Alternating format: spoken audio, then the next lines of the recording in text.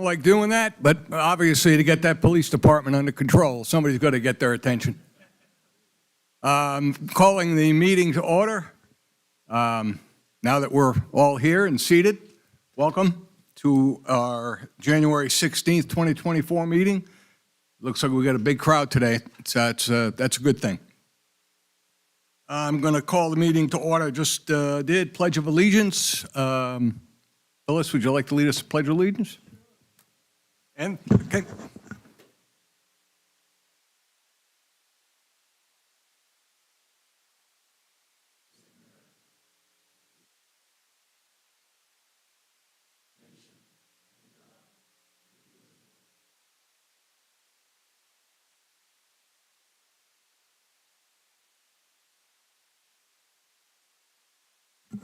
Heavenly Father, guide us this evening as we strive to make decisions in the best interest of the town of Irmo and its citizens. Keep our first responders safe and all of our citizens safe. Amen. I'd like to call for an approval of the agenda. Can I hear a motion? So move. Is there a second? Second. Any further discussion? All in favor, say aye. Aye. Aye. Any opposed? Thank you. Reading of the minutes from December 19th. I understand we had a couple of changes.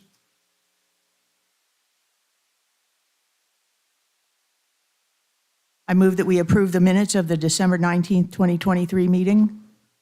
I'll second. Any further discussion? All in favor, say aye. Aye. Any opposed? Thank you.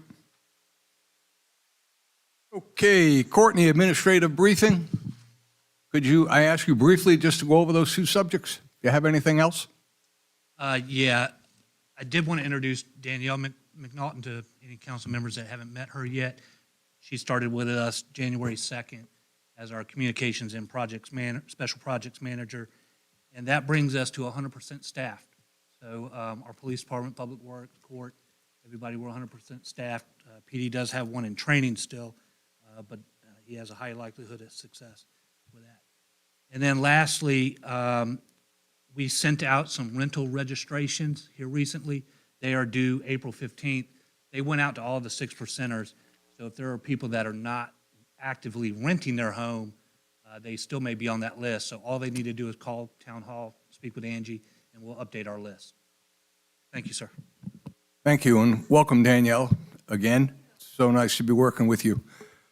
She's a great communications director. We'll see how well it is when she communicates with me on a regular basis. So, always a challenge. Okay, new in town businesses, Councilman Sickinger. Yes, Mr. Mayor. Becky Davis Cleaning and Davis Auto. It's a short list tonight, but hopefully next month it'll be a little longer. Consideration of communications. Anybody up here have anything that they would like to add before we move on with that? All right, well, we're going to do some recognitions right now. If you'd all want to step down to the front, that would be great.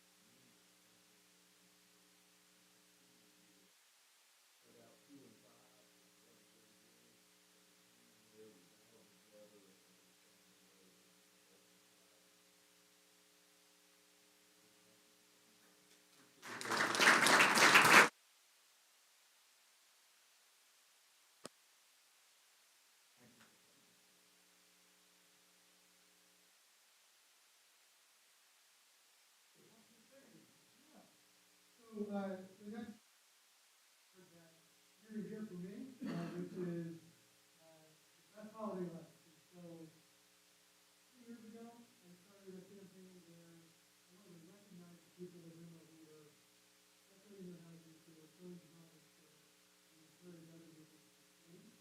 And now that we are on year 3, there are some that have done this 2 years in a row. To get to the next level, we wanted to give out awards, actually have votes as the best decorated house. So we're going to start with third place and see if they're best as I can get. Is 407 Brickling. Family, come on up here and receive your award.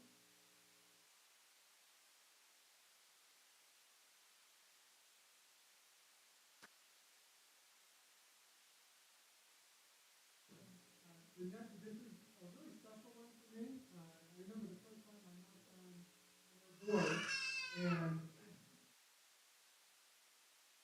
they were peeking out the window late at night. They were peeking out the window, and I said thanks, and went back inside, and someone said, "You won!" Yes, you did. So, congratulations, you all. Again, the whole family here looks great. Family, congratulations.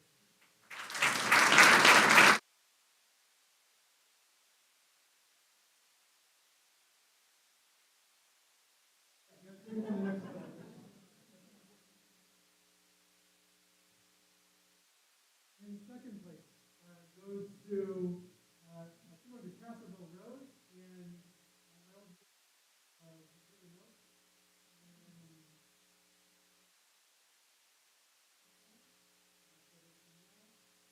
Go ahead and just give applause for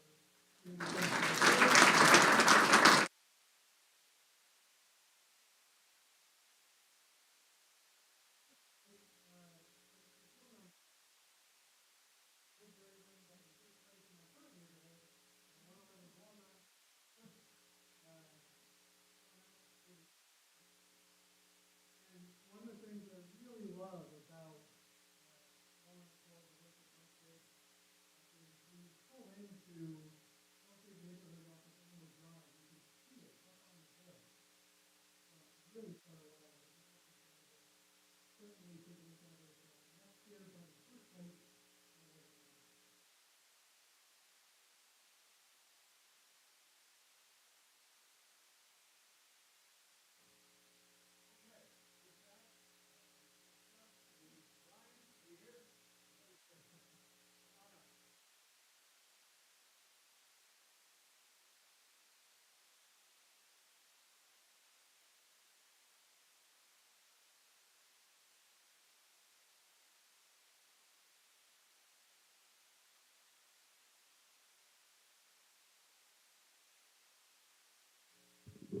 Will all the police representatives come up for their picture too, please? I will call them up in just a minute as we get started, if that's okay. Good evening, Mayor. Thank you for having us. My name is Brian Penna. I grew up in Irmo since I moved down here from New York in the mid-'80s. I currently am a martial arts student of 40 years, small business owner for 25 years in the city of West Columbia. But my ties to Irmo run deep. My mother still lives in Irmo. I'm here in Irmo once a week, if not more. It's an honor to be here. About 5 or 6 years ago, we started on a beautiful, beautiful journey to document the history of the Irmo Police Department. And as I said, I'm a small business owner for 25 years. About 3 years ago, we purchased 5 acres of land in West Columbia, and we built a 20,000 square foot martial arts school. I made the decision at that time that I wanted to dedicate the interior of the facility to the history of law enforcement throughout the Midlands. We service about 300 children daily, and with the parents that come through there, there's a lot of eyes seeing what's going on. And we're working very hard to bridge the gap between what children see and what they feel and their experiences with law enforcement, and it creates great dialogue. As I said, we started about 5 years ago with the history of the Irmo Police Department. We were able to locate either the families, the graves, the history, the order of each and every Irmo police chief, from the very first police chief to the current police chief, Bobby Dale. And it's been an absolute honor to be able to do that. I've Again, I look with the tattoos and everything else like I just walked out of jail. But a lot of these guys have opened up their homes to me. And I've flown down to Florida to be with this gentleman I'll introduce in a minute. And they've opened up their homes to me and they've given pieces of their history. They've given stories, which I've cherished tremendously. Today, specifically, the reason why we are here, my wife and I decided that we wanted to, in conjunction with Ramco Framing in Irmo and Jason that owns Ramco Framing, we wanted to donate something, a tangible thing that could be part of the history of the town of Irmo forever. And it's underneath that curtain that we're going to unveil in just a couple of minutes. It's got the pictures and the names of every police chief that's been in the town. It's got framed in there the original chief of police badge that Chief Dennis and I ascertained about 3 years ago from Chief Niven's widow. That one is in there as well. There's just a whole lot of history that is in this beautiful little town that I have so much respect for, and we want to make sure that we keep that history alive. So when the chiefs are done speaking in a minute, I'd love to open that up and let you guys see it. Standing to my right is the very first chief of police that started the full-time Irmo Police Department. Before then, it was a part-time police department. This is Chief Jerry Cameron from Florida. He lives in Florida right now. The infamous Volkswagen Rabbits that some of you may be aware of that were driving the roads of Irmo, patrolling Irmo. He was the one that bought the fleet of Rabbits that drove throughout Irmo. And I was looking through the town minutes that Miss Renee put on the website, and I've also been through the actual books and documented that journey. Ironically, when Chief Cameron came to my dojo earlier this afternoon, he brought this plaque, and we're going to take a picture of it in a little bit. This is what they gave him when he retired. But I looked specifically at the date today when he handed this to me, and it just caught me. January 1984. So to the month, 40 years ago, this gentleman retired from being police chief in Irmo. I'm not saying he's old. But I would like at this time to give the microphone for a couple minutes. This is the first official police chief of the full-time police department. And then we also have over here, I believe you know, the longest serving police chief in the town of Irmo for 10 years, Brian Buck. This is not about me. I would like to hand the microphone over to Jerry Cameron, please. Thank you, Brian. And thank you, Mr. Mayor and council persons. You know, when I first came to Irmo as the police chief, you couldn't get a cup of coffee after 8 o'clock. If we'd have had sidewalks, they would have rolled up. It was one place you could eat was Lark's Barbecue, and that was on the weekends. So there were no other restaurants in Irmo. But it was, from the very beginning, a super unusual opportunity, one that I will always be thankful for. We had a council very much like yours, not a politician in the group, and they came together for one purpose and one purpose only, and that was to try to improve their community. Law enforcement was pretty much a disaster. The town fell across 2 counties. You had 2 sheriffs to deal with, and there were arguments about whose jurisdiction and so forth. They said that they thought the best use of their energy and resources. And so they started looking for a police chief. I had served as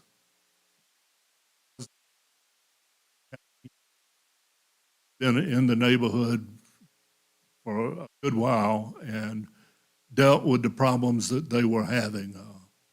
So I guess I was sort of a natural selection, but it was an unbelievable time. No other word that I can use to describe it. It reminded me of a line out of the musical Camelot. It goes like this: each evening before you drift to sleep upon your cot, think back on all the tales you remember of Camelot. For one brief shining moment was really my brief shining moment. It just tremendously rewarding and I am eternally grateful for my one brief shining moment. Thank you.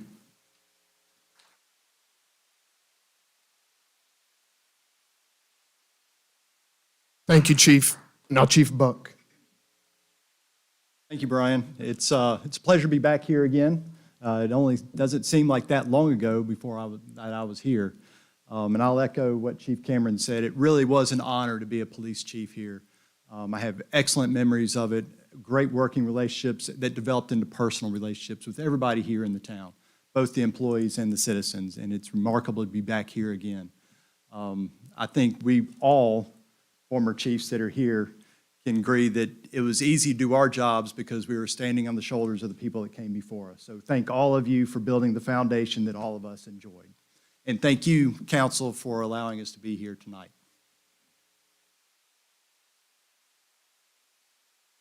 If you'll indulge me for a couple more minutes, I'd like to recognize the former chiefs that are with us in attendance tonight. And I'm going to do my best. I'm actually pretty proud of myself that I remember the order. I want to say the oldest. He's not the oldest. Maybe, I don't know. But the oldest serving police chief, even before Jerry Cameron, Jimmy Cox is with us. Chief Cox, if you could stand up, please. Chief Cox served in the early to mid 1970s patrolling Irma. I invited their family. I grew up with his daughters. I was laying on the bed beside him about 15 minutes before he passed. The first African-American police chief, Frank Leapart. I don't know if his family's here or not, but they have been such a blessing in my life. I don't know if they're here or not, but I would love to give them a big round of applause, please. Chief Leapart came Chief Jerry Cameron that we just spoke to. When Jerry Cameron left, Chief Ray Nash, if you could stand, please, became the chief of police in the town of Irmo. When Ray Nash left, David Byrd took over the helm as chief of police. After David Byrd, we have Mr. Don Murphy. Could stand up, please, was chief of police in Irmo. After Don Murphy, my brain has absolutely stopped working for a minute, would have been Dave Graham that would have fallen in, recently passed away about a year ago. His wife, I was at her house inviting her to come, but she blessed me with his chief of police badge that I brought with us. And if we could all give Dave Graham a big round of applause, please. Dave Graham is when I really started getting associated with the police department. Before he became chief, I used to ride around and really started earning my respect for the Irmo Police Department. Andy Blackwell, stand up please, was chief of police. Andy Blackwell was the longest serving chief, just spoke a minute ago. Again, a big round of applause. Chief Brian Buck. Brian Buck served, another good friend of mine, but I will add, do not ever let this man drive your pickup truck. He got mine stuck in mud. Chief Joe Nates, stand up, please. Joe Nates is also in attendance tonight. Chief Don Perry, stand up, please.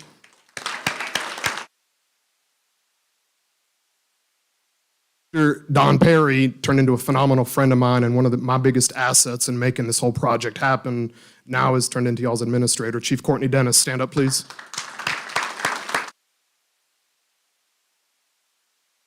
And I needed to get into the police department a couple days ago to put the hangers for that frame we're going to unveil in a minute. And the current chief didn't hesitate, threw some clothes on, and came up there to help us. A phenomenal friend, Chief Bobby Dale. Give him a big round of applause, please.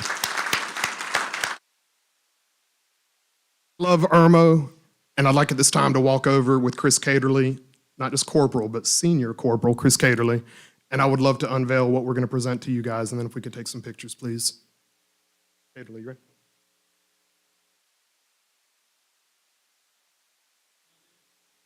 And I know I said his name earlier, but I do think it deserves absolute recognition, and I almost want to call him, I do need to call him forward to help. Jason Williams, can you come up here, please? Jason owns Ramco. And if you've been in my building in West Columbia, I've probably got $100,000 in frames. This man is phenomenal what he does. Can you come help unveil it as well? Go ahead, both of you guys can unveil it.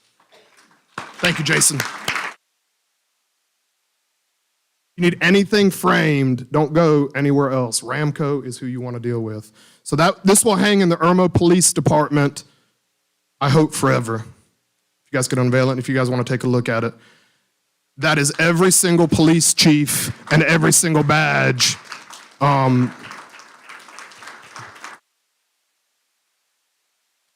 There are a few that have the Irmo Police patch that we were not able to find pictures of. Even family members that I've spoken to, for whatever reason, do not have pictures.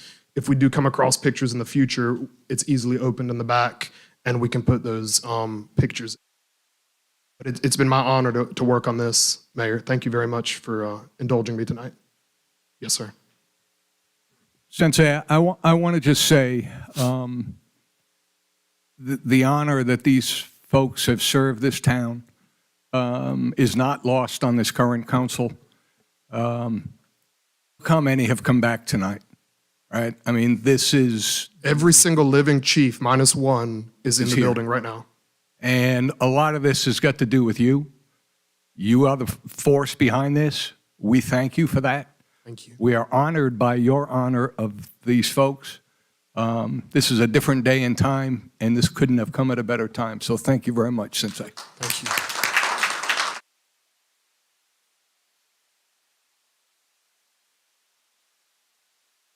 My family will always stand with law enforcement.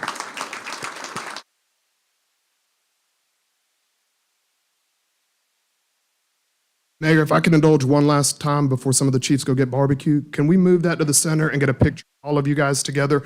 Oh, also, hold on. I caught you mid-step. One very special lady that I grew up living next door to is here, that some of you may know, but some of you may not know. I have 2 daughters, and I want to teach my daughters that they can do anything in this world that they want to do. And it's ladies like this that prove it every day. The first and only female mayor of the town of Irmo, Libby Green. If we could give her a big round of applause.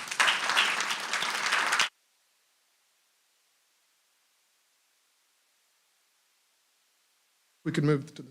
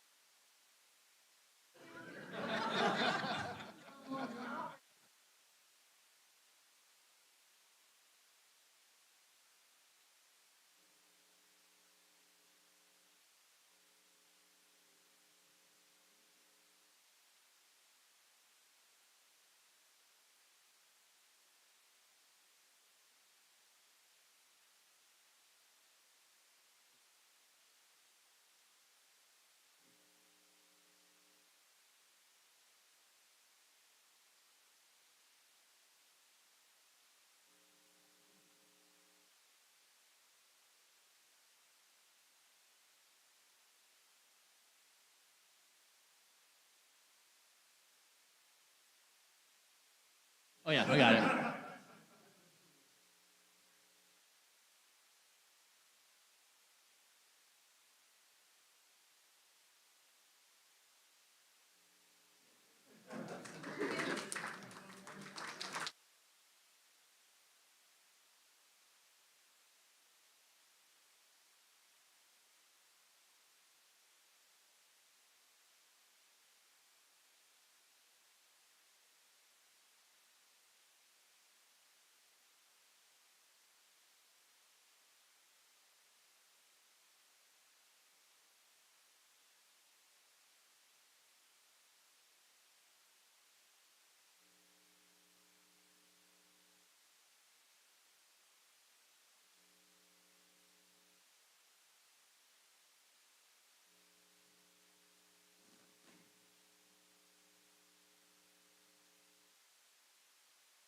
One more item on the agenda, presentation.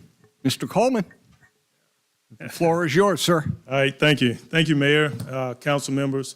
My name is Lawrence Coleman, and today I want to present something to the police chief, the town of Irmo.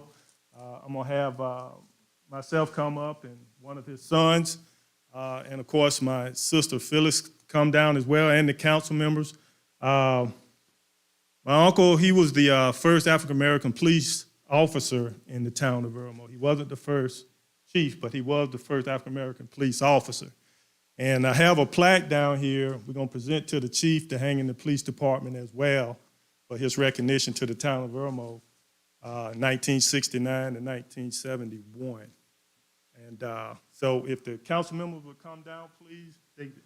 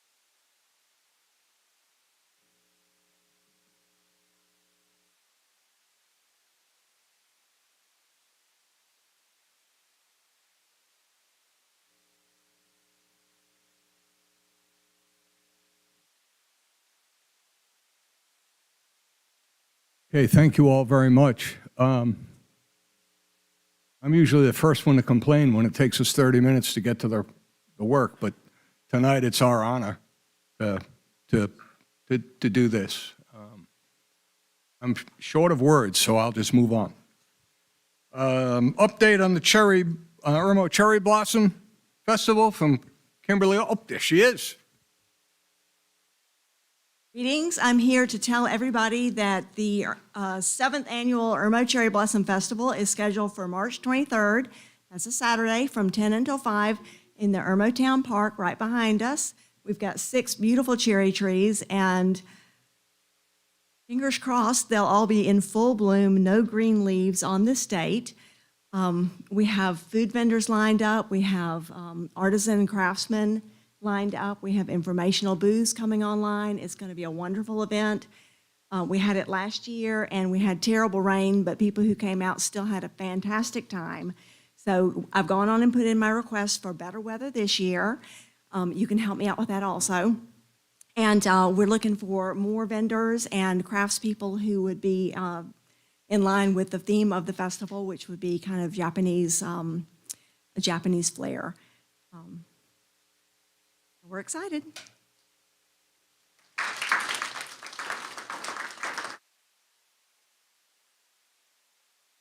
Up on the agenda, we've got Ed Gumall with the update on the strategic plan. Ed, good to see you. Glad you're feeling well. Thank you, Mayor. I just want to take a couple of minutes to update the council and, in general, the public on this. We've moved a little slower than what we anticipated because of the election change and everything, so we weren't quite sure where we were going. But we do have the vision statement, the mission statement. We have goals and objectives that are put together, and the next step that we see now is to work with the council on work sessions so we can fully put this thing together. And I just want to make it clear about who, what my function is. I'm just here to guide the people that are doing this. The town administration has done a tremendous job on this since last June. They've really put a lot of work in it, and all I'm doing is trying to help them along the way. I've done this before for the last 52 years, so once in a while I can find things that look a little better than others. But basically, they've done a great job, and my experience with strategic plans are, if they're not done by the people that are going to be using them, they're not done. You can get a consultant to come in and write the plan, and you can do things like that. But normally, those things don't work out very well because the people that need to work with it and implement it, the administration, the elected leaders, don't have a chance really to get their hands on the whole plan and be able to talk about it. We've talked about the step about rolling it out because I was approached by a couple of residents that wanted to know, are you going to have public hearings and everything? And that's really a council function, but I think one of the things that Courtney and I have talked about is that both the council and the administration of making a list of groups and organizations in town and going out at their meetings and presenting this, getting feedback, listen to what they have to say about it, and do the same thing with neighborhood groups, where you can go and make a presentation that's applicable to those particular groups, not just a blanket plan where people come that really don't have a lot of interest in. So that's something we'd like to discuss with you. We think that works very well. And then also on a regular basis that the administration would go out and continue to meet with those groups on a quarterly basis just to see how well they're doing with the plan. Because they won't know unless people are recognizing it and they understand what they're doing. So that's a critical part of this. We can finish the plan up in the next couple of work sessions, but I think talking about how we're going to roll it out to the public and how we're going to present it and who's going to be doing that is critical. That basically is it. We've kind of have the vision statement, the mission statement. We have goals and objectives. We have a timetable that we're putting together, and we've got an implementation plan and an execution plan that we'll be rolling out to you over the next couple of work sessions. So they've done a tremendous job in the last 10 months, basically working on their own. I just come around once in a while and make a couple of suggestions, but they've been doing it, so done a great job. Thank you, Ed. Any questions for Ed? Hearing none, thank you very much, sir. We appreciate your guidance on this. Okay, next up on the agenda is the school showcase. Dutch Fork Elementary School, Academy of Environmental Services. Principal Rebecca, how are you? I'm good. How are you? Good. I don't want to make this squeak, so I'm going to lift it up. You'll tell me if y'all can't hear me. Thanks for having me come out. So this is weird to have my back to y'all. I'm not used to that, but I'm Rebecca Dilley, principal at Dutch Fork Elementary School. This is my first year at Dutch Fork. We are the Academy of Environmental Sciences that has been around for a while. Plan to keep it that way. And so just a little bit of me before we dig in real quickly to Dutch Fork, as I am a graduate of Lexridge 5 schools. And so this is where I grew up, and I'm happy to be back serving in this manner. And I'm excited to be talking to you guys today about Dutch Fork and the things that we have going on. I don't know, I had a presentation, I don't know if it's included. Click, but that's okay. I can, we don't have it. That's fine. That's fine. No big deal. It was my talking points, but we're building back our environmental science. It's been there. We want to keep the things that we had pre-COVID, get them back going strong and build on to that. So my favorite thing I've seen at Dutch Fork is the care for the world that we live in, and students getting excited about composting their waste in the lunchroom and paying attention to recycling and wanting to be a part of the world and how to make it better. And I really enjoy that. And I see them taking those pieces home and embedding that into their life. That natural curiosity and wonder that they have, we get to encompass that every day. So we are trying, my first year, really to love and grow students in District 5. And if you've listened to any school board meetings, that is our goal across all schools. So year one is to do that. Coming in new, I want to build relationships with our families and our students, really solidify who we are and continue to build from there. So we are going to be the #1 school. I know it. It's coming. Give me a few years. We're going to get there. But I am so proud of all of the wonderful people. And it's not one person alone that leads a school. It is everyone. So I have the privilege of standing here today, but I am so excited. I look forward to coming back in future years. So we have tried to really use, we are a federal Title I school. And we try to use as much of our funding as we can to reach out to our family and community and get everybody involved in the school. Take as much as we can out of the pockets of our families. So we've paid for all field trips. We're getting those going back where we have experiences for every grade to get into the world and to naturally learn through inquiry. And we are rocking and rolling. So we're now at the end of the first semester. That's crazy how fast time goes. And we're going to continue to push because anybody that's ever worked in schools, it's semester 2. It's all the hard work. So here we go. So we're ready. But I appreciate y'all having me come out and speaking on behalf of Dutch Fork. It is an honor. And so I thank you for that. Any school in District 5 is the place to be. But Dutch Fork is a little slice of heaven. So I'm excited to be there. So thank you guys for having me tonight. I appreciate it. Really grateful to be here. Thank you.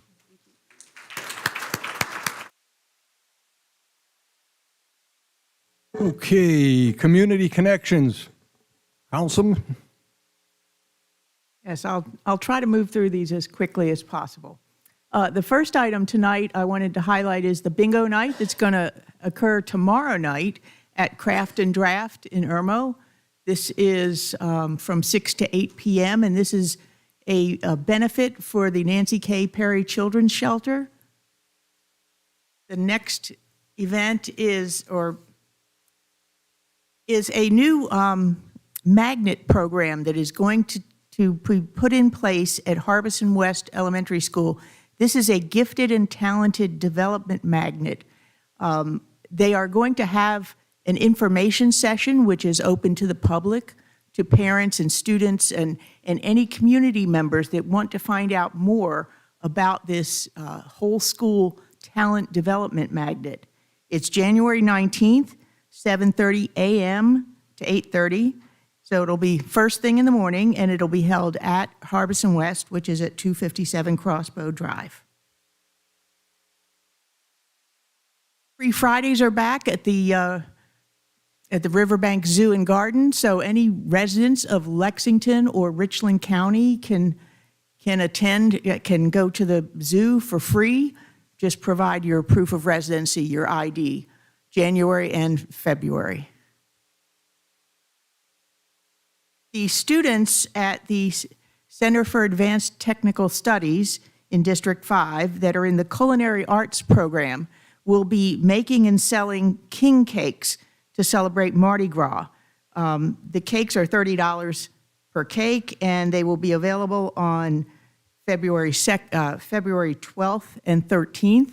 If you have any questions about how to order this, it says it's first come, first serve, but I don't know if you can put your name on a list. But contact the Center for Advanced Technical Studies in School District 5, the Culinary Arts Department, for more information. The next item is the Future STEM Heroes Fair. This is going to take place on the USC campus at Jones Physical Science Center on February 24th from 1 to 5 p.m. This is a free hands-on STEM activity program for students in grades 1 through 5. It's being organized by several graduate student associations in the STEM areas. And for more information and to register for this event, there's a QR code here that should take you to all of that information.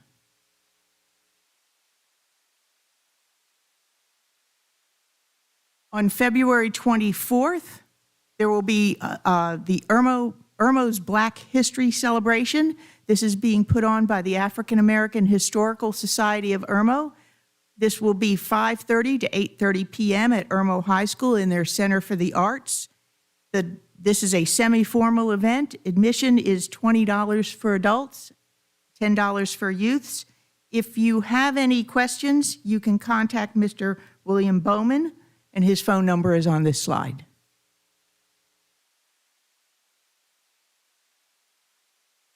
The next item is the South Carolina Brain Bee.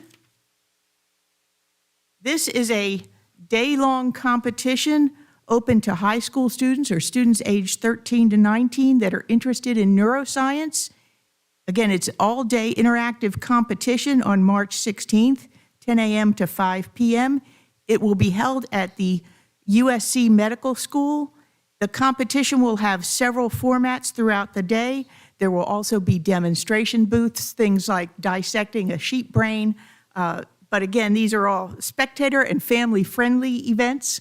For more information about this event, you can scan the QR code. It will take you to the sign-up, but there's also a lot of information there.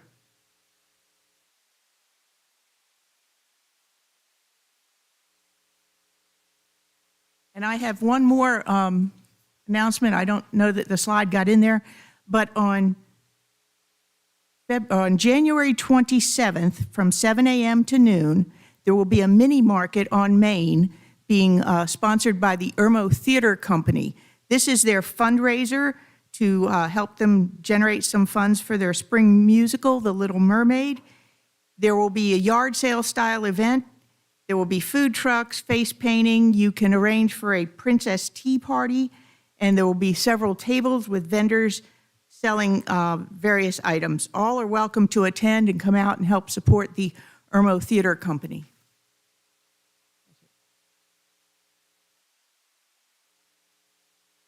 Thank you, Councilwoman. Next up is presentation of citizens. I don't have anybody signed up. Does anybody have anything to say about items 9 and 10 on the agenda? Seeing none, hearing none. I will move on to unfinished business. We have no unfinished business. So I will move on to new business. And looking for first item up, the approval of Resolution 2401, adopting the town's safety policy. And that is brought to us by our administrator. Courtney, would you like to tell us about this? Like the staff report kind of reflected, this has worked out between us and our insurance providers. This is a way to help reduce injuries amongst our staff. So we set out to put together a safety committee made up of department heads. We meet and we discuss, safety concerns. Items like winter protection, summer protection, chainsaw safety, police department review. We look over our risks and we try to address those to prevent any injuries to our staff.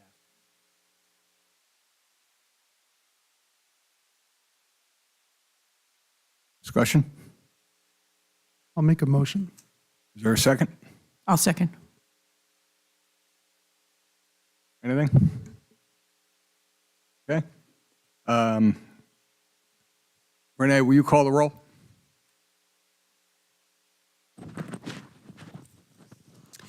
Ms. Coleman, Yes. Dr. Waldman, Yes. Mr. Sickinger, Yes. and Mayor Danielson. Yes. Next up is the approval of Resolution 2402, adopting the town's personnel policy handbook. And Courtney, would you like to comment on that? Just that this has been reviewed by a labor attorney. and all of his comments have been addressed. As the staff report reflects, a few things that we've added since the last update. One is our staff has grown just above the 50 employee threshold, which means we need to be FMLA compliant, and so it addresses that. Other areas that were added or dressed up, equal opportunity employment, anti-bullying, anti-harassment, and then remote work. I think the staff report says report work, but it was remote work, which was addressed. Just things that we noticed that we needed to fix during COVID and some other recent encounters. So we've dressed that up for y'all's review. Do I hear a motion? I move that we approve Resolution 2402. I'll second. Any further discussion, comments? Renee, will you call the roll? Ms. Coleman, Yes. Dr. Waldman, Yes. Mr. Sickinger, Yes. and Mayor Danielson. Yes. All right, next up is the approval to contract with Jumper Carter Cease Architects in the amount of $36,250 to provide a conceptual design and feasibility study for the new town hall project. Do I hear a motion? So move. Second. Discussion? Yeah, so this is, from a purchasing perspective, it's usually in the realm of what would go to an RFP, but we're doing it through it looks like, what's the purchasing venue? So this was done, and I've got Dale and Zach here from LCK. What we've done is we've compared, and they can dive into it a little bit more, some other agencies that have similar qualifications. Jumper Carter Cease comes to mind to use them because they helped them, or they helped us with our initial just feasibility assessment that they did for us when we were scratching at the idea about a town hall. So they are what I think is the appropriate sole source to help us do a comprehensive study. Can I follow up? So from a sole source purchasing perspective, and I hate to get this into the weeds, but traditionally sole source is something that is either specifically and unique to the vendor that you're choosing, that can't be offered by anyone else or is not available in the marketplace. I'm not familiar with the cost of a conceptual design and feasibility study. I don't know if that's a great price or a bad price. So it's incumbent on us as council, even if we want to work with Jumper Carter Cease, to make sure that we spend the town money wisely, and we have purchasing rules in place for a reason. So I just really want to make sure that we're really careful when we do sole source, that it qualifies. If a purchasing manager were here, they would probably argue that although services are generally, like contract or generally is something that can go to sole sourced or bypass purchasing a little bit differently. I'm just concerned about using sole source as the purchasing venue when I don't really know if this falls into that. So we use the approach of request for qualifications and not a request to purchase a specific thing. These guys can talk more about Jumper Carter Cease's qualifications as compared to others. But what I was explained by Mickey is that, you know, she compared them to others that provide similar services in terms of cost, but she believes they are the most qualified to perform what we needed them to perform. Okay. Good evening, and I'll confirm what was just stated. Mickey Layden, our president CEO, did qualify Jumper Carter Cease. We've worked with them historically in the past, amongst many other design firms in the marketplace. Their price was competitive. They'd been previously hired by the town to do work for the town and programming exercises for the town, so they have a good bit of institutional knowledge. So being that the price was competitive to what we've seen in the marketplace, it was logical to continue to use them. That's a good argument, at least from they have the institutional knowledge and we don't have to catch them up on anything. Thank you. Along those same lines, I have a question. If we were to not go with Jumper Carter Cease Architects, would we incur additional costs to sort of replicate the work that they have previously done for us? We would. They've already provided us an initial assessment, which obviously we could, give to another firm, but they would want to start from scratch more than likely. That would just give them a foundation for them to start over. Possibly. I can't say for sure, but yes. Any other concerns, questions? Okay. I'm sorry, just a point of information. Is this a single vote or a two vote? A single vote? Thank you. Renee, will you call the roll, please?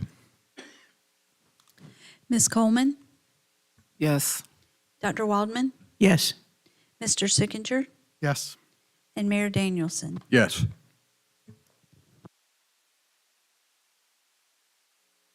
Next item up is the approval to contract with Cox and Dinkins in the amount of $8,950, brought to us by the staff. This will provide site and civil design services for Phase 1 of the new Town Hall project. Do I hear a motion? So moved. Second. Having been appropriately first and second, further discussion? Falls into the same bailiwick. Sorry, go ahead, Courtney. May I just add, you guys took a look at the full contract for all phases. What you guys are approving tonight, though, is only Phase 1. Only Phase 1. Basically pre-development work to see whether we move forward with this project. Renee, will you call the roll? Ms. Coleman, Yes. Dr. Waldman, Yes. Mr. Sickinger, Yes. and Mayor Danielson. Yes. This is the last one in that line. This is item E, approval to contract with S&ME Inc. in the amount of $8,700. Again, brought to us by staff. This will provide geotechnical exploration services for the new town hall. Do I hear a motion? So moved. Second. Being properly seconded, is there discussion?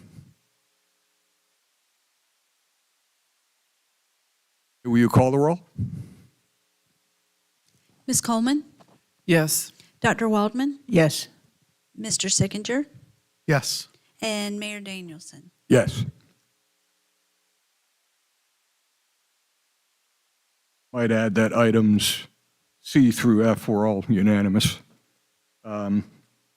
Okay. Item F, approval of the 2024 Okra Strut budget in the amount of $175,500, brought to us by the Okra Strut Commission. Do I hear a motion? So moved. Second. Being properly seconded, I will open for discussion. I'd like to hear from this commissioner, if that's okay. Come on up, Mr. Ward. After having spent 3 hours with you the other night, I've probably heard enough from you, but please share your eloquence with us.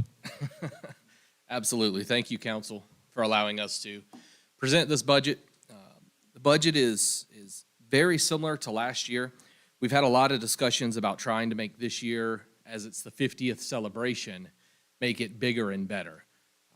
We discussed numerous ways to do that. One way was trying to get larger entertainment options into the park. Really not feasible to do that because there's a lot more that goes into just hiring a bigger band. So we tried to go back to the drawing board and work on improving the quality of the strut. And so you'll see some numbers on here that probably make sense because they're similar to last year, and then some that'll make you scratch your head. The problem that we face as the commission is sometimes, a lot of times we have to prepare this budget before we know all the answers to all the questions. And so we don't have exact numbers on what all of the rentals will cost. Some of that stuff has to go out for RFP. Some of that stuff we can't get quotes on until we hit August because the reality is those companies, their prices change, and they won't give us prices this early. So what we try to do is present you the most balanced budget possible. Under the revenues section, the biggest change that you're going to see initially is a reduction in what I call the tax-related reimbursement income revenues, excuse me, not incomes, revenues. So Lexington County hospitality tax, Richland County hospitality tax, and even Town of Irmo accommodations tax. That last year, we put a lot of hope in that money and that revenue coming in, and it didn't happen. So we brought that down, and we're a lot more conservative this year. We increased the pre-event sales and tried to level out the during the event sales so that we were trying to, again, be conservative and not be too hopeful, but still have a strong budget. You'll notice down under Okra Strut Reserves, that is the special request from me in the commission this evening. Our budget is always balanced. We start our budget in January, we end our budget in December. The way we operate, we don't have a rollover amount, at least not from the commission's point of view. I know in the town budget, there's the proprietary fund, and we've discussed that, but when we start our budget out, we can't say, oh, we had an extra $5,000 last year, so we're gonna start with that extra $5,000. So after we did all of our budgeting, what we came up with is we were actually short about $12,500 in revenues. You don't see that on here because we've already worked out the ask. In addition, when we talked about increasing the quality of the strut, one of the things that has been brought up by commissioners, it's been brought up by our entertainment staff, it's been suggested to us by council members and townsfolk, visitors, is bringing in what we call a video wall. So if you've ever been to a concert and you see the big LED wall and they're shooting, they're showing through cameras the band playing and they've got ads running on that, that's what we want to bring to the strut this year. And so what was suggested is adding that roughly $13,000 of additional expense because it's the video wall, it's the video cameras, the videographer, and a production person to run all of it. When we added all of that together, that brought us to our $175,500 in expenses. And so we thought it might be appropriate to come to council and ask for an additional $25,000 from the town to be allocated towards our budget so that we were fair and balanced with that. One item that I need to just note is expenses rentals.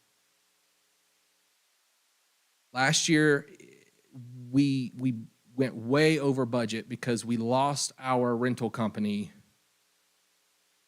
midway in planning. We had to change plans. The new company wouldn't honor the same deal that we had with the former company, and it was much more expensive. Unfortunately, that was also our biggest pain point when it came to complaints last year, was that the amusement rides were not as large as people had hoped. So you'll see that number is increased from last year, but not as high. We are currently working with an amusement vendor to try to get bigger rides, but do the same thing where we're allowed to sell tickets, which is not reflected in here, but if we are successful in doing that this year, we'll actually end up with more revenues being generated. So that's one of those numbers that we had to put in as a placeholder. It's as accurate as we can get it right now until we get actual hard numbers from that company. One item that you'll also see removed on here, we talked about at length and decided and voted as a commission to remove the website support for this year. Don't worry, we're not getting rid of the website. We're actually, we have a new commissioner on the commission that has the experience to build websites, to maintain them, and to handle all the marketing stuff. And so she's actually taken on the task of bringing that internal to the commission, and that'll save us approximately $4,000 on the expense side of the budget. When you talk about improving the quality of the strut, So my notes are, that I've took from what you just said, was adding that video wall and maybe getting the rides back to what people thought they were going to be. Is there anything else that's at a high level, 30,000 foot? You know, we just got started in our meeting and we're, you know, at this point. But high level, is there anything else that's like really stands out to you as items that you're seeing as planned for quality improvement? Yeah, we're waiting on some pricing to come back. But if you're familiar with what we call the community stage, that is the secondary stage that we set up that has all of the extra groups come on it, all the local dance groups. We had the jazz band there last year. It was set up down at the lower picnic shelter right next to the amusement rides. Moving that stage over to that area, we considered a huge success because it drew a lot of people over there last year. And we just saw more people walking through our vendors, which is a big draw for the vendors. This year, the entertainment task area crew wants to upgrade that stage. And so I'm waiting on some pricing information to try to come back. It'll probably be a little bit more expensive than what we're getting now, but the quality of the stage, I would say, is at least 100 times better. It'll look like a miniature professional stage that's going to be sitting in our park for our community groups. Also, our entertainment group has worked hard to make sure that some of that entertainment budget down there, the $60,000, what we didn't spend in the big bands, we're actually allocating some of that budget to hire smaller local bands to perform on the community stage and to draw more people out to the park. I think those are some 30,000 foot improvements we're trying to work on. I have a few questions. With that video wall, you mentioned ads. Mm-hmm. So do we anticipate some revenue from that? So we've discussed having an add-on package to our sponsorships. We actually have some of the most expensive sponsorships in the Midlands for a festival like ours. But what we've discussed is I'm trying to get the details of how many spots, how many 7-second spots we can sell, and then packaging that up and then offering it to our sponsors as, hey, you've bought a sponsorship, would you like, and I'm just throwing it out there, I don't know what the number is, but for an extra $250, you can get, on this screen for, 3,000 impressions during the Ochre Strut, whatever that looks like. So yes, the simple answer is we are trying to find ways to get additional revenue from that. We've also kicked around the idea of creating another sponsorship.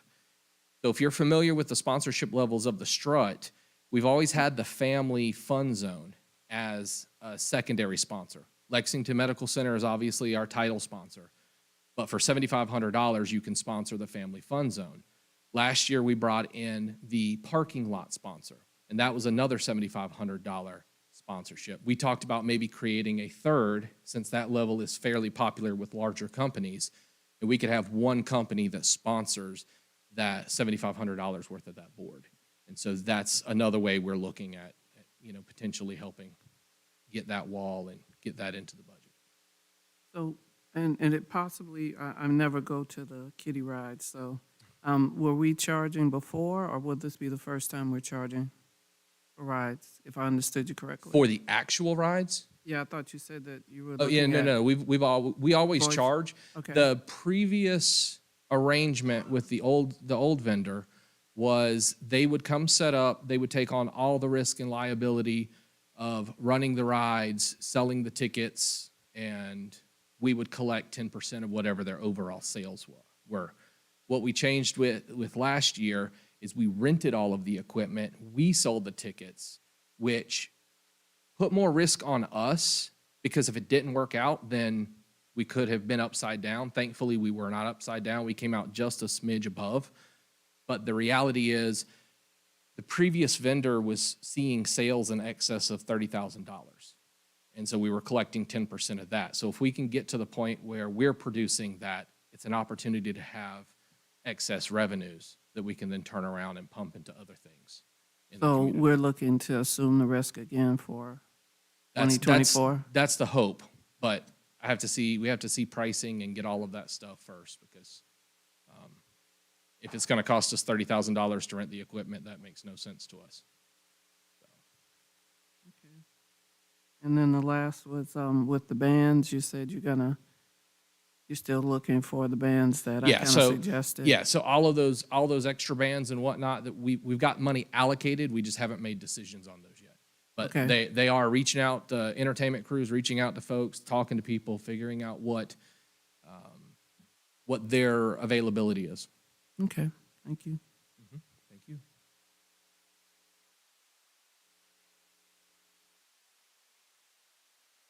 There's a little asterisk next to resale items.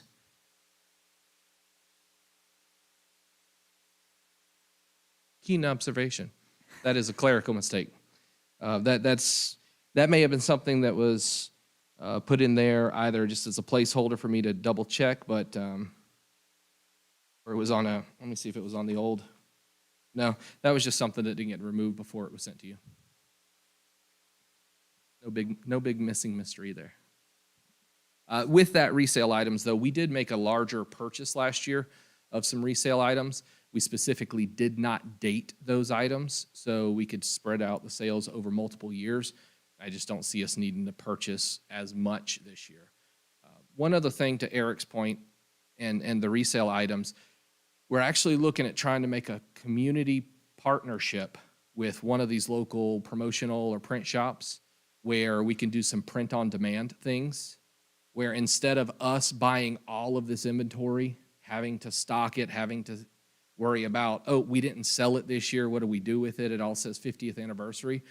Trying to work with a print-on-demand company that would allow us to give us a QR code, it sends them to a website, they order their hat or their, hoodie, whatever it is that's in that shop. That company would then print it on demand, and we would take a portion of that sale, and then they would get their portion of that sale. So we're trying to work with that too to keep our resale costs down. Because as much as we love the Okra Strut, we just don't sell a lot of merchandise.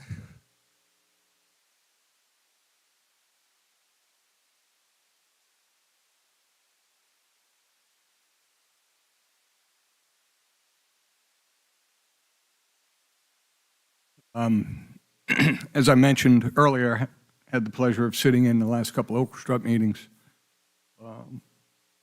And they are long, laborious, and tedious.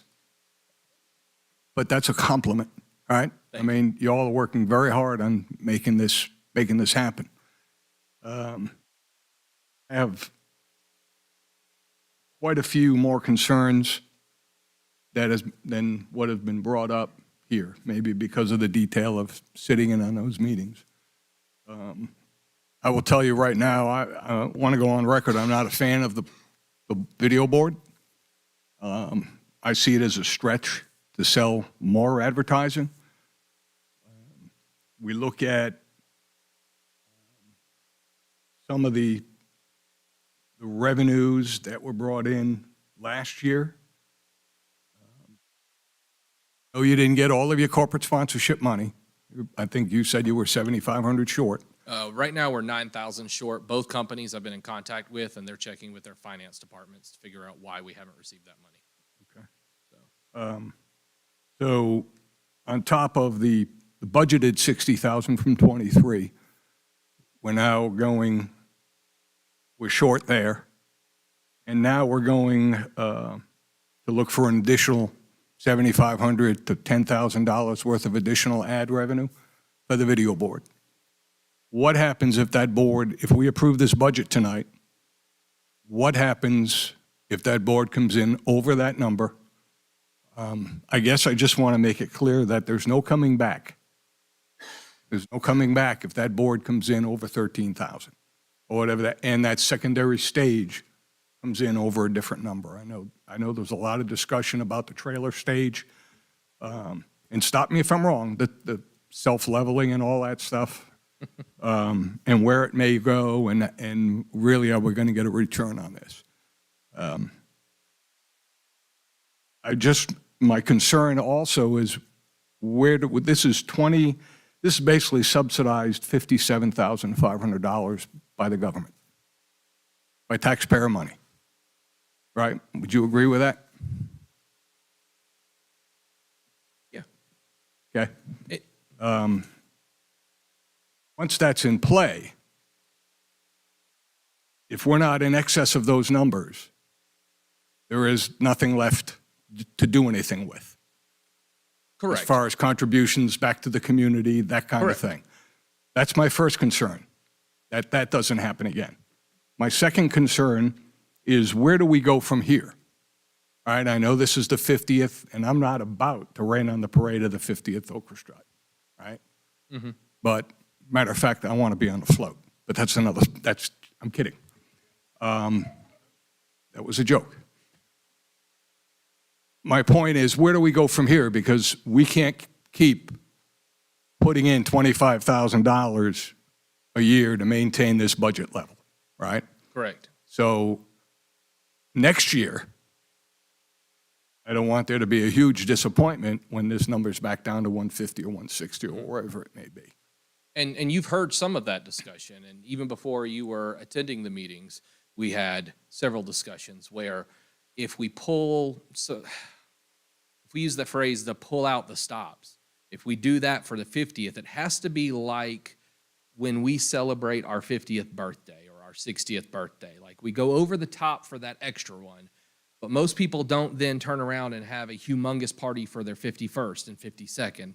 They wait until it's their 60th. So there was a lot of prepping of the commission and a lot of discussion that, you know, if we come up with this, we go for extra, like you said, going for extra money every year, that's not sustainable.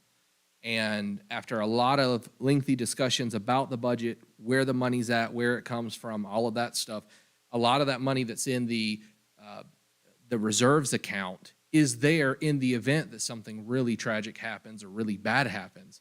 We end up with really bad weather. A lot of the services that we're booking, we're on the hook for a significant portion of that money. They'll be favorable to a certain degree, but we've booked them and we've kept them from booking anything else. So we still have to pay them. So a lot of that money has to sit in reserves so that we've got that. So we know we can't eat away at it. And I think everybody on the commission's in agreement that we get that we're doing this extra for the 50th, but when we hit 2025 and we're doing the 51st Okra Strut, that we can't have these huge, extra pieces in there.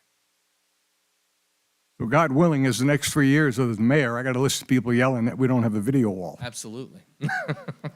Just wanted to make sure you knew where I was coming from. Mr. Mayor, we have a Okra Strut meeting every second Tuesday of the month right here in this building, so you're more than welcome to put them over to us. We'll do that. Any other comments, questions, concerns? I have one thing. And I apologize for my ignorance on this, or maybe this is for Courtney.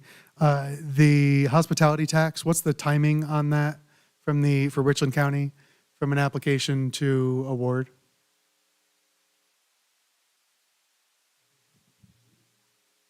Yeah, Yeah. it's due, both of them are due application-wise in January, February. Their payouts are a little bit different. We have to wait till the event is held, and we submit for reimbursement. I'm not quite sure why Richland hasn't sent us their check or our check yet. We've already submitted our paperwork to them. Well, if I could step in, historically, Lexington County pays quickly. Richland County usually pays us mid to late January. That's usually when we see that money hit. And this 10,000 that you have budgeted for 24, that is for Richland County hospitality? That is for Richland County. 10,000. Yeah. That is for this coming year's award. Is that correct? Like the application that is The going in application was for February. 24. Technically speaking, whatever they award us, we probably won't see until, Are you asking for 10? I believe we asked for a little bit more than 10. We always ask for more than what's budgeted. I would ask for more than that. Let's Last year, we asked for 20. We asked for 25 last year. We got 6,600. yeah, we need to do some work with Richland County Council then.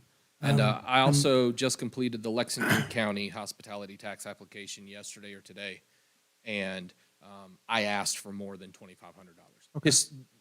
Like almost the last 10 years, they've given us $2,500. Right.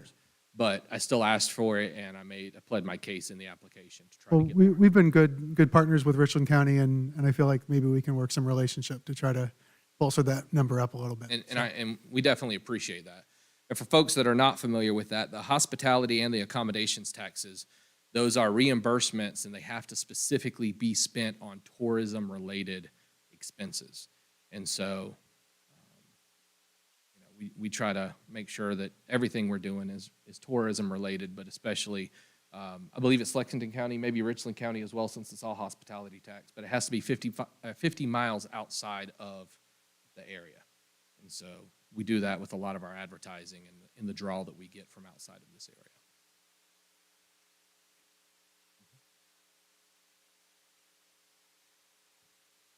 Thank you, Mike. Thank you. Renee, will you call the roll? Sure. Ms. Coleman,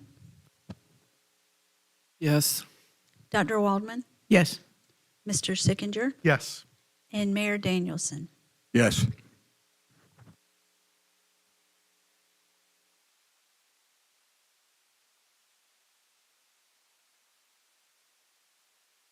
Okay, item G, approval of the, we go again, of the band Cowboy Mouth. Come on back up, Mike.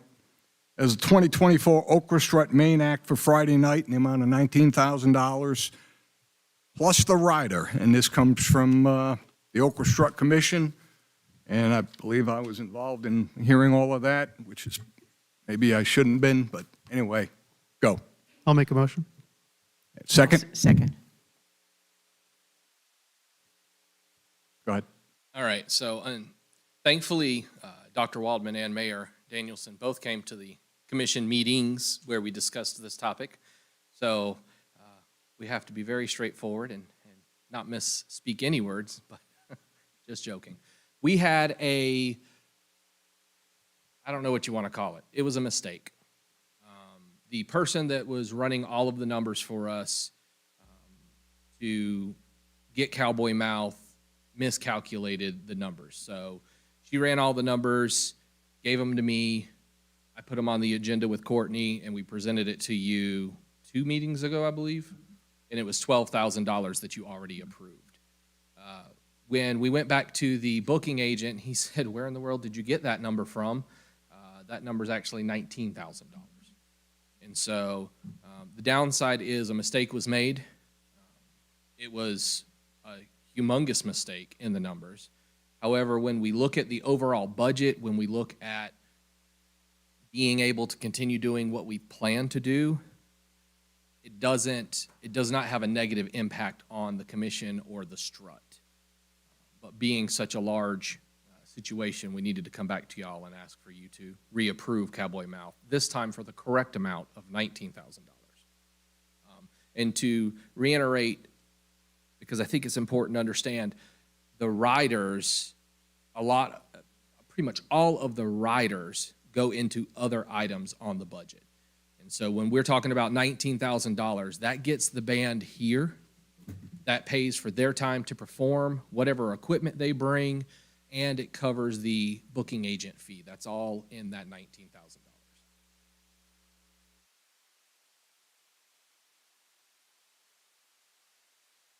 Questions, comments?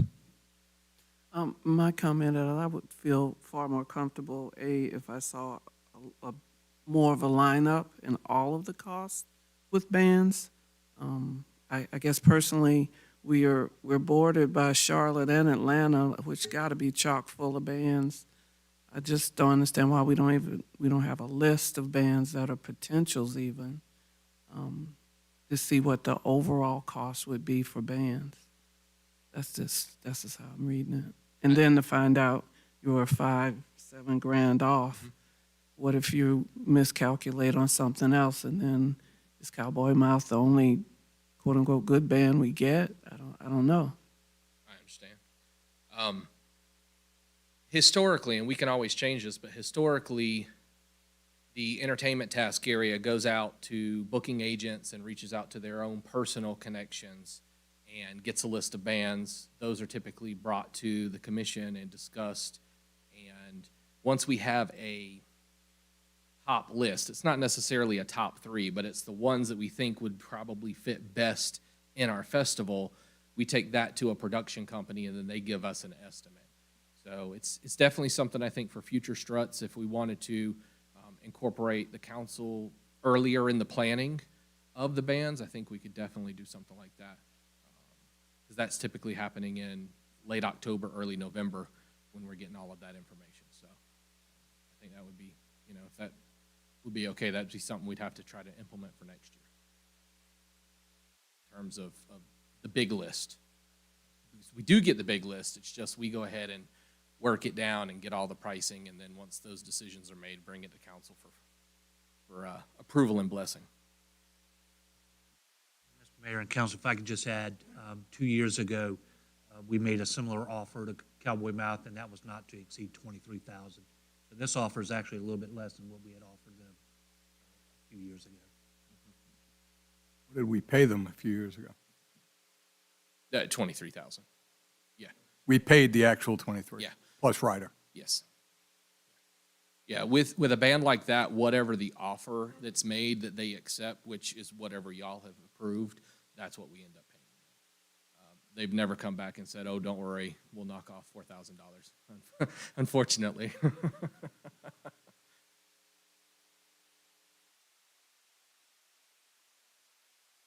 Phyllis? No. No? Okay. Barb? Okay. Thank you again, Mike.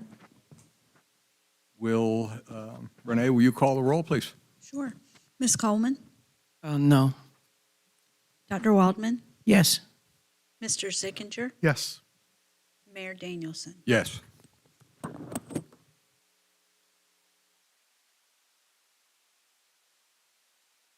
Next up is the approval to contract with SharpView in an amount not to exceed $55,000 for the town's camera project. Courtney, would you, hold on just one second. Can I get a first on this? Yep. So moved. Second? Second. Having been properly seconded, Courtney, would you bring this to the table for us? Yes, sir, Mr. Mayor. I tried to outline as much as I could in the staff report for you guys, but back early last year, council had a desire to implement a camera project, starting with a focus area of like the Columbia Avenues, Beacon Hill, Cape Flattery, that area. We didn't know what all of our hard costs were going to be at that particular time, but we knew, and council's desire was to put some license plate readers and some static cameras in some strategic locations. So since that time, council approved a $40,000 project budget to kick that off. We were able to execute the flock camera license plate readers, which you've heard some updates from Chief Dale on their success. We're locked in with them. We have 6 of those deployed throughout the town. The majority of them in that target focus area. There are 3 others that are in Friars Gate, Chadford, and Northworld Tower. So those are working very well. That came out to be about $23,000 and some change with a reoccurring cost. As we continue to focus on the static cameras, we realized there was just a lot of moving parts with that. So we engaged with SharpView, a local camera company, to work on a pilot location. And that pilot location over on Crown Point Court, we were trying to partner with Dominion to attach to their poles, and that was going to keep our cost very low. We coordinated with them for quite a few months. The team over at SharpView was working with them, and we come to learn just many months later that they put a moratorium on attachments to their poles. So when they finally told us about that, we had to kind of go back and figure out, how do we get poles? How do we get power to those poles? How do we get meters on those poles? So Chuck and Andre and their team over at SharpView has done a really good job, not only looking at that Crown Point focus area, but the other 5 strategic locations that we want to install those cameras. I tried to break down the costs for each one of those locations and try to spell it out. But our hopes are to be able to contract with Sharpview to execute a contract, do all 6 of those locations. I'm sorry, all 5 of those locations. We would be on the hook for the monthly software and the cell service that would go into those. There would be a 5-year contract pricing associated with this. But at the end of the day, we plan on using a decorative pole. We will coordinate with Dominion to get the power to that pole. Sharpview will contract the rest of those services, have electrical wired up to those poles. They would attach their software. All that software would then go through the FirstNet cellular system and be cloud-based and available to law enforcement for not only real-time viewing, but historical, going back and looking at recorded videos. That's the plan. I think there are some reps from Sharpview here if you want to get into any other specifics about capabilities or anything like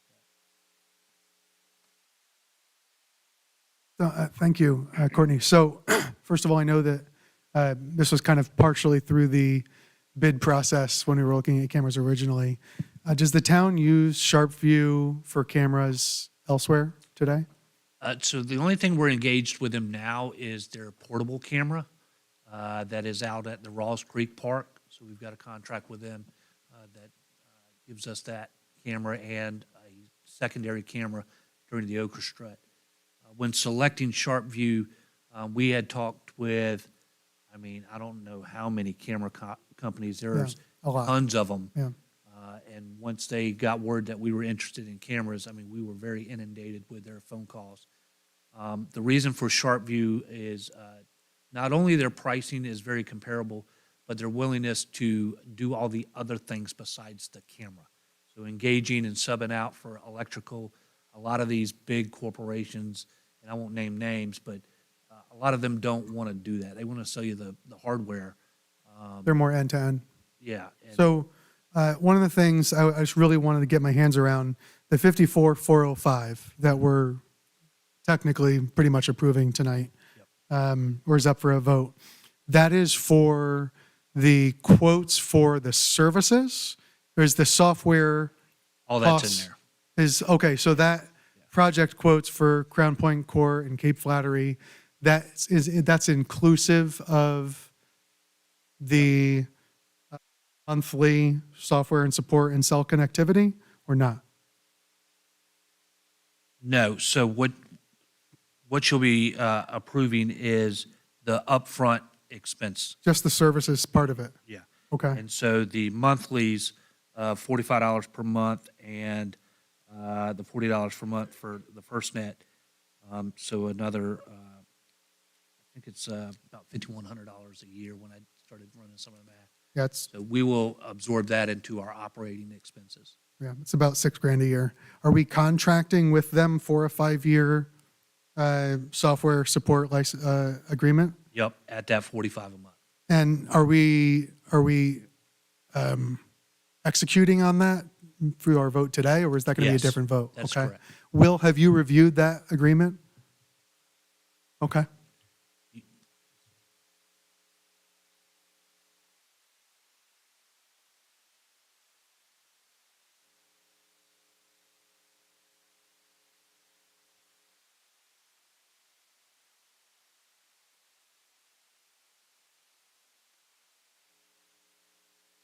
So my largest concern on the agreement is what, well, if, for you to, that's all right.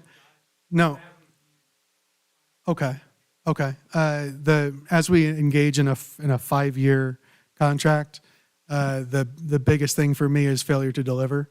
And when we have other contracts that people are concerned about in town that are longstanding, for us to not get into a 5-year agreement that we can't get out of if they fail to deliver. So what those outs are is really important to me. And they can do a 1-year. I think we could negotiate a 1-year, but that cost is going to go up substantially. And I think I had looked at that previously. This was our best pricing for long-term. Obviously, once we go through the motions of putting a pole in the ground, hooking power to it, and hooking up a bunch of hardware, we hope to not make any changes in the next couple of years.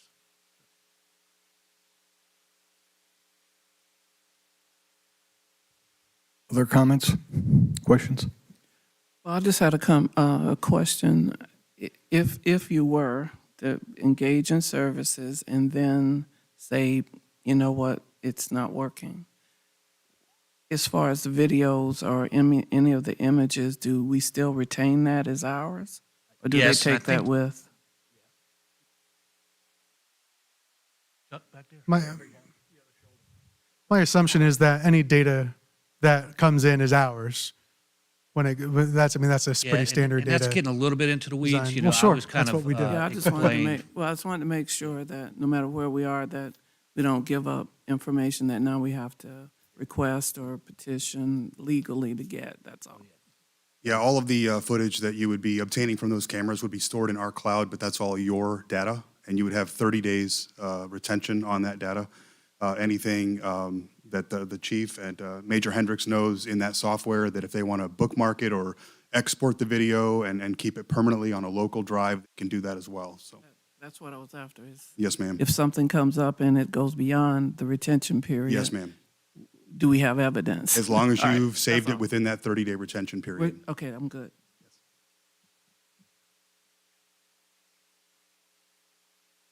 Going back to the software and support, do we have, in the contracting, do we have the option to cancel that contract at any point if services aren't delivered as, The term you might be looking for is cancel for convenience.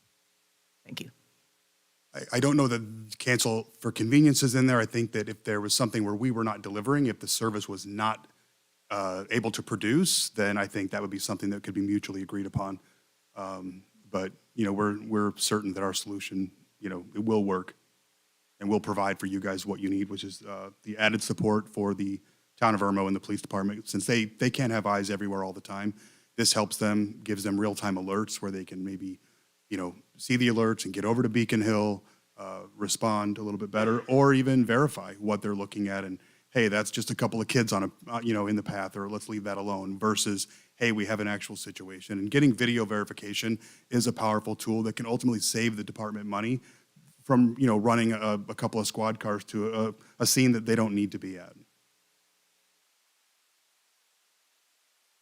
And if I can just add another point of clarity, my goal is to only execute the first contract for the first location, which has been our pilot project the whole time. So we just needed to get this updated money allocated so that if we are successful in the first location, then we will continue to execute contracts for each one of the additional locations.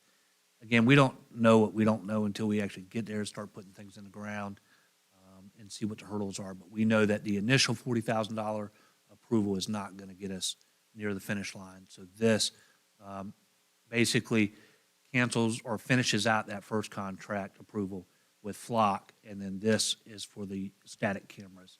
And we hope not to exceed this. To be clear, nothing that I've said tonight is in disagreement with the project itself and the good intended goals. Obviously, I know many, I don't want to speak for anyone else, but I'm assuming the general vein of council is supportive of making sure that the folks that live in those neighborhoods have cameras as additional backup.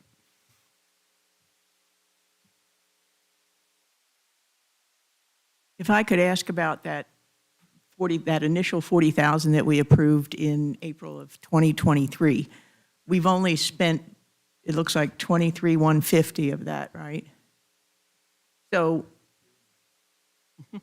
there's almost 17,000 of that allocation that we haven't spent, and we will not spend. And we will not.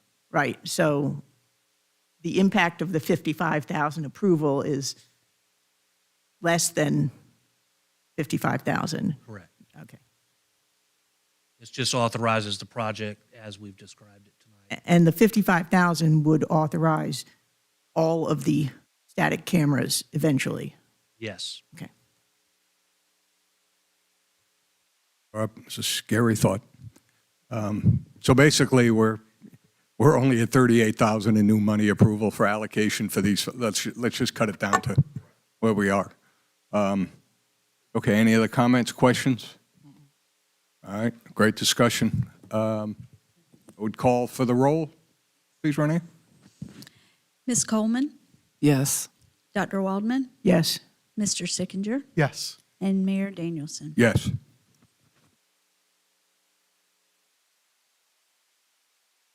Okay, next up is presentation by citizens, open forum. We do not, you get 3 minutes, that little red light sitting on the dashboard at the microphone. We do not engage in a conversation. It's not a question and answer period. It's simply you come up, give us your thoughts in 3 minutes or less, and we thank you for that. So, why not, Ms. Mullen?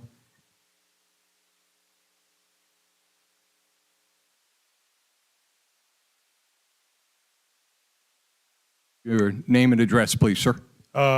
My name's Lawrence Coleman, 13 East Slayton Court, Irmo, South Carolina, 29063. I have 4 things I'm just going to bring up right quick. 2 of them was already on the agenda, I believe, but I'm going to still go through it what I had here. One is the transparency. In October 2021, the town council had a meeting. The council rejected a proposal for more transparency on the use of the town funds. Moving forward, what is the council proposal to the residents on providing a more transparency on the use of town funds? The second thing was the widening of Broad River Road. A special meeting was called back in May of 2022 to discuss the Broad River Road widening project. In April 2023, Richland County held a public meeting on the project at Dutch Fork Elementary. Seeing that this will affect residents in the town, will the council inform the residents of any pending public hearings by Richland County or whatever on this project? The new town hall. In October 2023, the town council approved acceptance of $500,000 state grant to help fund a new town hall. Moving forward, has the council begun to set any dates on public hearings, bids, and/or a final location for the proposed new town hall to keep the residents informed? Last but least, the agreement. Based on the recent cancellation of the road and drainage maintenance agreement by Lexington County in December 2023, how will this affect the town and the residents in the future? Thank you for your time.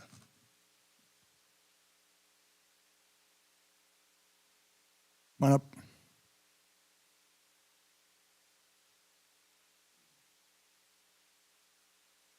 Well, I'm Wade Deloach, 156 Finsbury Road.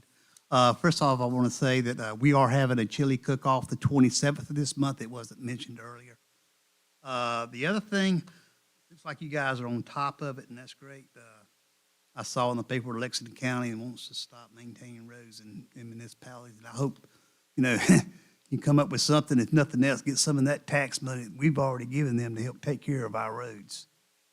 And the other thing, the cameras that you guys have proposed to put up, if it works out and it seems like it's a positive thing, maybe in the future, down the road, we could look at maybe getting a couple of portable ones that we could put around different areas of town when you start having problems or complaints and set them up. If it becomes successful, maybe we can use it, that type of thing all over town. I know we can't put cameras everywhere, but if we had a couple of portable units, maybe you could put them, if you start having problem spots, to keep an eye on that area. Thank you. Anybody else? All right, thank you very much. Any discussion items up here? No, hearing none, we're going to, I'll take a motion that we can go into executive session for legal and contractual matters. Second. Receipt of legal advice and update on cancellation of road maintenance agreement in Lexington County. Thanks for being premature, but we're going. So moved again? So moved again? Seconded again. Okay. We'll be back, folks. Mr. Mayor, Mr. Jake Moore Sr. was going to make this presentation. That, as far as the legal advice goes, but Mr. Dennis can provide an update.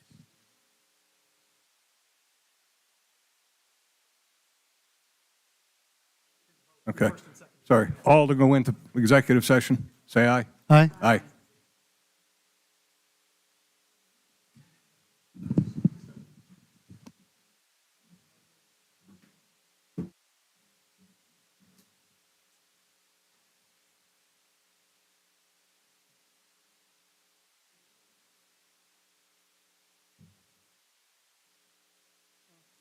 I cannot take my iPad though? Oh, you can't? Okay. Oh, no electronics at all. Okay.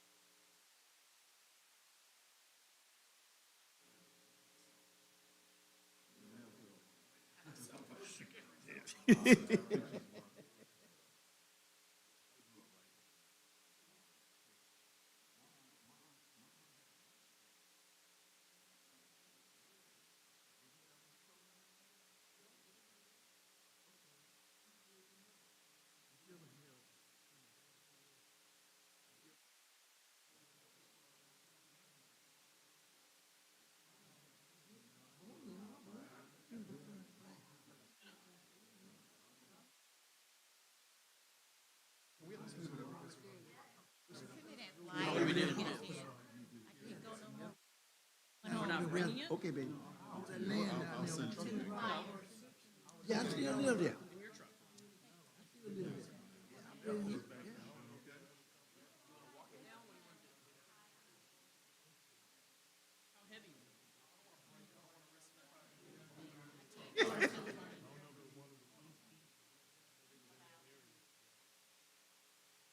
Oh, man.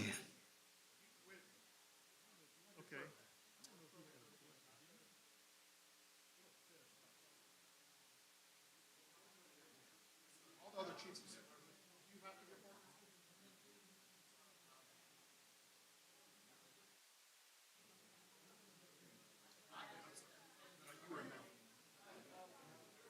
Sir? We can, worst case, I just didn't want to risk bending it or twisting it or breaking the glass. Let me get a picture for you.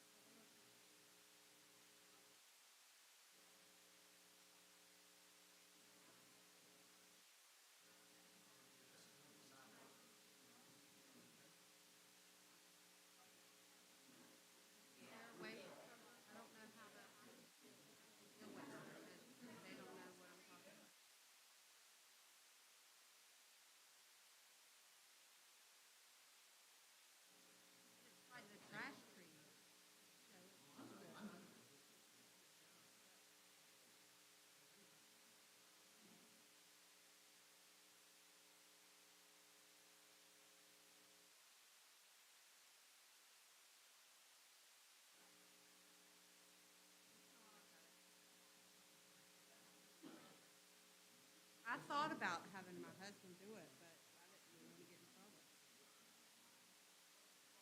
Yeah. But I mean, they're always cutting like limbs and. Yeah, oh yeah. And they're always cutting limbs and stuff, and I'm like, surely they're gonna cut that, but they're not cutting it.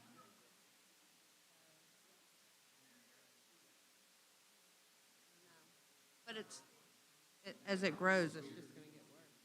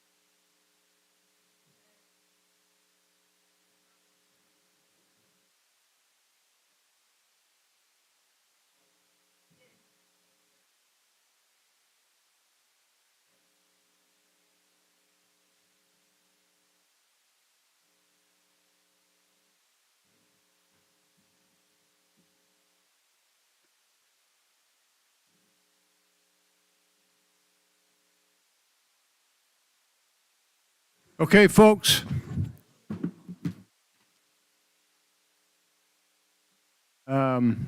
We appreciate your patience. We are back in session. No votes were taken in executive session. We will, I will entertain a motion to adjourn. So move. Second. All in favor, say aye. Aye. Aye. We're adjourned.